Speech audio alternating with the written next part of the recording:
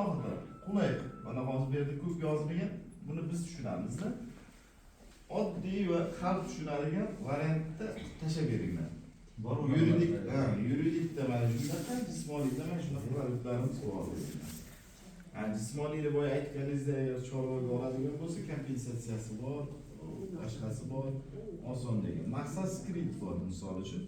Olasiz 29% bo'lsa ham, men o'ylashimcha u maqsad kreditimiz mana har bir oyda tadbirkorga olgan kreditdan yaxshi kredit bo'ladi-da.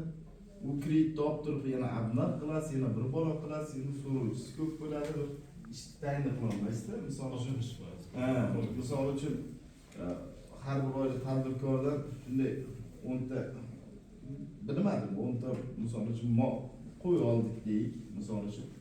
Qo'y ketyapti-da, sirazi qo'y yoqmadi-da, sizga biznes semirtirib sotganingizdan keyin уже boshqa joyga tikib olmoqchisiz-da.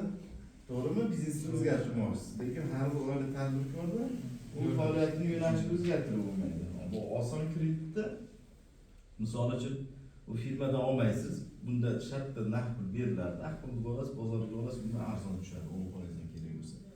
Kerak bo'lsa, keyin uni olasizda xohlasa 6 oy mol qilasiz, 6 oy pul qilasiz, 6 oy tovuq qilasiz, 6 oy bilmayman dehqonchilikka tikishingiz mumkin-da. U pulingizni o'zingiz pulingiz xohlagancha ishlatishingiz mumkin. Shu jihatdan olganda hamma har bir oyda tadbirkorga yopishmasdan mana shunaqa kreditlarni maqsadga muvofiq qilmoqchiman. Endi firmalar uchun kompensatsiya yangi qaror bo'yicha bor, uni Akmaljon haq beradi hammasini. Shu jihatdan olganda aytmoqchiman, hammalari prezidentimiz nima demoqchi? Bizda ishsiz odam bo'lmasligi kerak demoqchi. Faktiski ishsiz odam yo'q, hamma qimirlab turibdi, uyda bekor yotmaydi hech kim. Lekin mana shu dokumentarni ishli qilib qo'yaylik. Nima degan dokumentarni ishli deganiga, misol uchun ishlamagan odamga beradi, ertaga pensiyaga chiqsa 500 ming pensiya beradi, to'g'rimi? Ishlagan odamga 3 million, 4 milliongacha pensiya beradi, misol uchun. Endi ko'pchilik yaxshi biladi. Endi umrimiz 30dan 30 yil.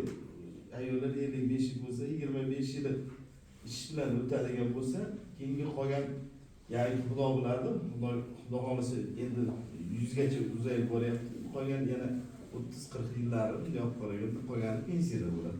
Shuning uchun hozir kuchimiz borligida ko'proq jamg'arib, qonuniy pullarni o'tkazib, hisob raqamimizda keyingi 30 yo 20 yil, 50 yilimizga zamin yaratib qo'yishimiz kerak edi. Aytmoqchimanki,